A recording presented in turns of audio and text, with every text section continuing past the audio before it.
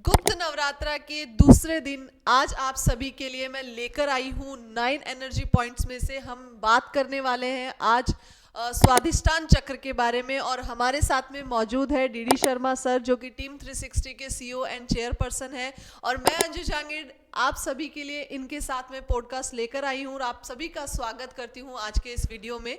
और DD sir, आप सबका सबसे पहले तो बहुत बहुत स्वागत है। कल आपने हमें फर्स्ट गुप्त नवरात्रा में चक्र के बारे में डिटेल दी थी।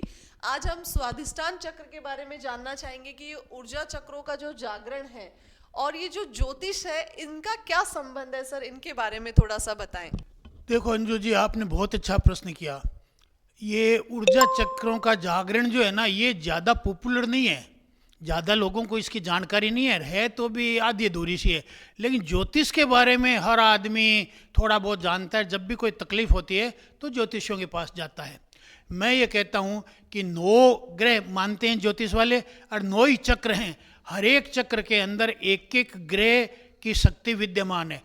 खगोल के अंदर मंगल कोई है तो वो मंगल आप पर कब असर करेगा, जब अपने इस चक्र के अंदर जो मंगल बैठा हुआ है, यानी आपका जो मूलाधार चक्र है वो मंगल का चक्र है, वहाँ कनेक्ट होएगा तब असर होएगा, निगेटिव या पॉजिटिव। ठीक है, ऐसे ही जो है स्वादिष्ठान में जो चक्र है उस चक्र के अंदर सूर्य बैठा हुआ है, तो खगोल में जो सूर्य है उसका निगेटिव या पॉजिटिव विषय। तो अब अपन क्या कर सकते हैं? अब अपन खगोल में जो सूर्य है उन्हें तो बदल नहीं सकते, अपना बस की बात नहीं, लेकिन इन चक्रों के अंदर जो है उस पर अपन अपनी ओर से प्रयास करके विल पावर से इन्हें ठीक कर सकते हैं। तो जो ज्योतिषी लाभ देते हैं वो इन चक्रों से लाभ मिल सकता है। और जो इन चक्रों को जागृत कर लेगा 5-7 मिनट रोजाना लगा कर, उसे किसी ज्योतिषी के पास जाने की जरूरत नहीं रहेगी, किसी देवी के सिद्ध के पास जाने की जरूरत नहीं रहेगी, किसी भी सलाहकार के पास जाने की जरूरत नहीं रहेगी, वो स्वयं अपना इलाज स्वयं कर पाएगा। सर, ये जो ऊर्जा का जागरण है, स्वादिष्टान चक्र का जागरण है, या हम बात कर सकते हैं देवताओं का आशीर्वाद, इनमें भी कोई संबंध है? देखो, 9 चक्र है, उनमें हिंदू संस्कृति के अनुसार और खास करके दुर्गा सप्तशी में 9 देवियां बतलाई गई है, और हर एक चक्र में एक एक देवी का स्थान है। कुल मिलाकर के 9 दिव्य मिलकर के तो पूरी सृष्टि को चलाती है, लेकिन एक एक जगह पर उन्होंने अपना प्रतिनिधि के बतौर एक एक को बिठा रखा है। मूलाधार के अंदर उन्होंने एक देवी शक्ति है शैलपुत्री नाम से, उसको बिठा दिया। कुछ लोग कहते हैं हम पुरुषों को शक्तिवान मानते हैं, देवता मानते हैं, ओके, उससे कोई फर्क नहीं पड़ता, तो फिर उन्होंने गणेश को बैठा दिया, ओके, वो भी चलेगा। जैसे यहाँ सूर्य को मैं कहता हूँ ग्रह बैठे हुए, ऐसे ही यहाँ पर क्या लक्ष्मी नारायण को बैठाया गया है, यानी राधा और कृष्ण को स्वाधिष्ठान में, यानी हर एक के अंदर एक एक देवी और एक एक उस देवी का मेल और फीमेल दोनों रूप बैठाए हुए हैं। ठीक है ना? तो अगर आप इन चक्रों के जागरण पे थोड़ा सा समय दोगे, इनको यानी एडवाइज करोगे, ये सिर्फ आपके ख्याल मात्र से ही जागृत हो जाते हैं। बहुत प्राणमय कोश के ना, ये चक्र काय में प्राणमय कोश में है, और प्राणमय कोश इतना सीधा है कि आपके निर्देश पर ही जागृत हो जाता है, निवेदन नहीं, निर्देश देना ही से।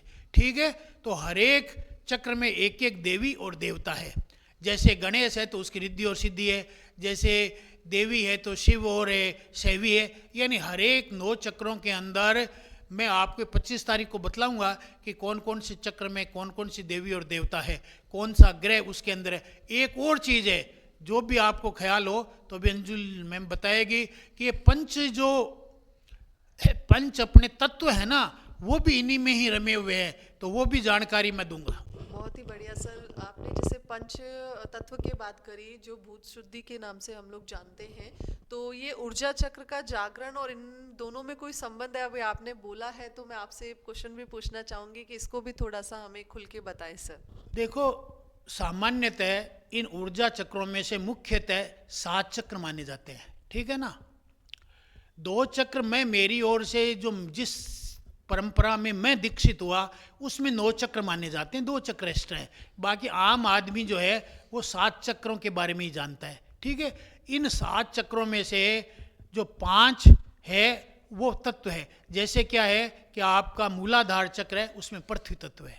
ठीक है, स्वादिष्ठान जो है उसके अंदर जल तत्व है, और उसके बाद में आपका जो मणिपूरक चक्र है उसमें अग्नि तत्व है, हृदय चक्र या अनाहत चक्र जिसे बोलते हैं उसके अंदर वायु तत्व है, और आपका थ्रोट ग्लैंड या विशुद्ध चक्र जो है इसमें अपन कहते हैं कि आकाश तत्व है, ठीक है। और उसके बाद में आज्ञा चक्र जो है उसमें गुरु तत्व माना गया है, जो पंच तत्व नहीं है, लेकिन तात्विक विवेचन में इसको गुरु तत्व को, गुरु को भी तत्व मान लिया गया, और सहस्रार चक्र में शिव तत्व जो है माना गया है। तो पंचभौतिक शरीर जो है वो तो 5 तत्वों का बन गया, इसमें गुरु तत्व इसको कहते हैं कि नया जन्म देता है, और शिव इसको मृत्यु देता है। तो इसलिए ये 7 तत्व जो है बताए गए हैं, 5 तत्व तो पंचभौतिक के, 2 एक्स्ट्रा है। बहुत ही बढ़िया सर। और फ्रेंड्स, आप हमारे साथ में जुड़े रहें। गुप्त नवरात्रा के 2 दिन आपको 2 चक्रों के बारे में बताया गया है।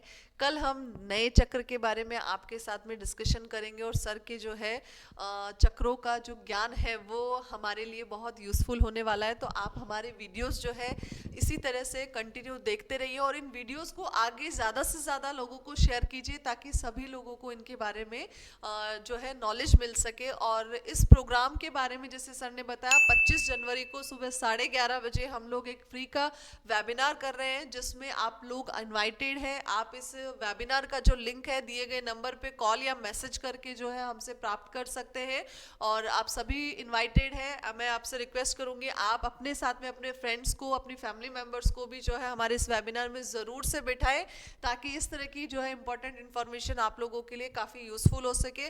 आप सभी ने मुझे इतने गौर से सुना उसके लिए बहुत बहुत धन्यवाद, और सर आपने हमें समय दिया उसके लिए भी बहुत बहुत धन्यवाद। हम काफ़ी कृतज्ञ हैं आपके। और फ्रेंड्स, फिर से मुलाकात करते हैं नए चक्र की इन्फॉर्मेशन के साथ। तब तक के लिए आज्ञा दीजिए। Thank you so much.